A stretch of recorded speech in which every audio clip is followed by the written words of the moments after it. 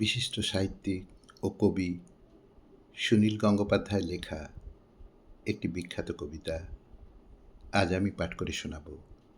কবিতা বাড়ি ফেরা। শুরু করছি। রাত্রির 12:30টায় বৃষ্টি, দুপুরে অত্যন্ত শুকনো এবং ঝকঝকে ছিল পথ। মেঘ থেকে কাদা ঝরেছে। খুবই দুঃখিত মূর্তি একা হেঁটে যাচ্ছে রাস্তা দিয়ে। কালো ভিজে চুপচাপ দীঘায় ট্রাম বাস বন্ধ, রিক্সা, ট্যাক্সি, পকেটে রিং। পৃথিবী তল্লাশি হয়ে গেছে পরশুদিন। পুলিশের হাতে শান্তি এখন, অথবা নির্জনতায় প্রধান অস্ত্র।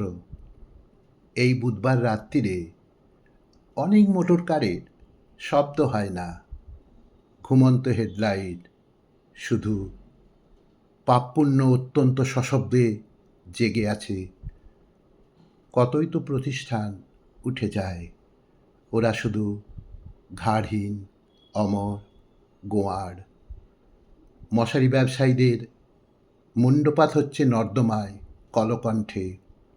ঘুমহীন, ঘুম শিখে নিয়েছে ট্রাক ড্রাইভার। দুপাশের আলো জ্বলা অথবা জন্ম নিয়ন্ত্রণ জনপ্রিয় হয়নি। অসার্থক যৌন ক্রীড়ার পর বারান্দায় বিড়ি খাচ্ছে বুড়ো লোকটা।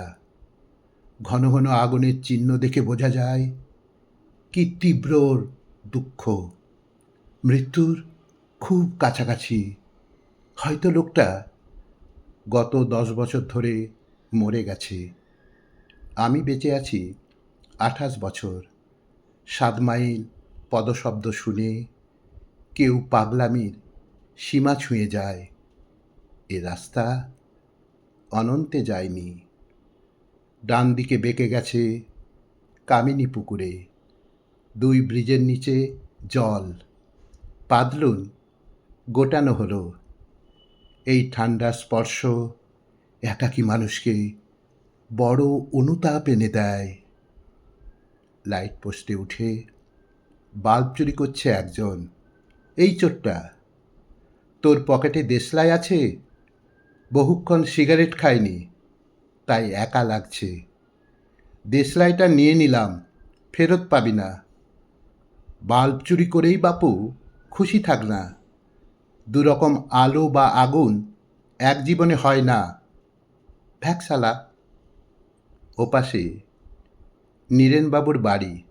থাক, এ সময় যাওয়া চলে না। ডাকাতের ছদ্মবেশ ছাড়া চায়ের ফরমাশ করলে নিশ্চয়ই চা খাওয়াতেন। আর 3 দিন পরে অন্য প্রসঙ্গে ভর্ৎসনা। একটু দূরে রিটায়ার্ড জজ সাহেবের সুরমা হরমের দেয়াল চকচকে সাদা। কি আশ্চর্য, আজও সাদা। টুকরো কাঠকয়লায় লিখে যাব নাকি, আমি এসেছিলাম যমদূত, ঘুমন্ত দেখে ফিরে গেলাম, কাল ফের আসব। ইতিমধ্যে মায়াপাশ ছিন্ন করে রাখবেন নিশ্চয়ই। কুত্তারা পচ্ছাদ, আমি চোর বা জোচ্চোর নই, অথবা ভূতপ্রেত। সামান্য মানুষ, একা ফিরে যাচ্ছি নিজের বাড়িতে। পথ ভুল হয়নি। ঠান্ডা চাবিটা পকেটে। বন্ধ দরজার সামনে থেমে 3 বার নিজের নাম ধরে ডাকব এবং তৎক্ষণাৎ সুইচ টিপে এলোমেলো অন্ধকার সরিয়ে আয়নায় নিজের মুখ চিনে বারান্দা পেরিয়ে ঢুকব ঘরে। আয়নায় নিজের মুখ চিনে বারান্দা পেরিয়ে ঢুকব ঘরে।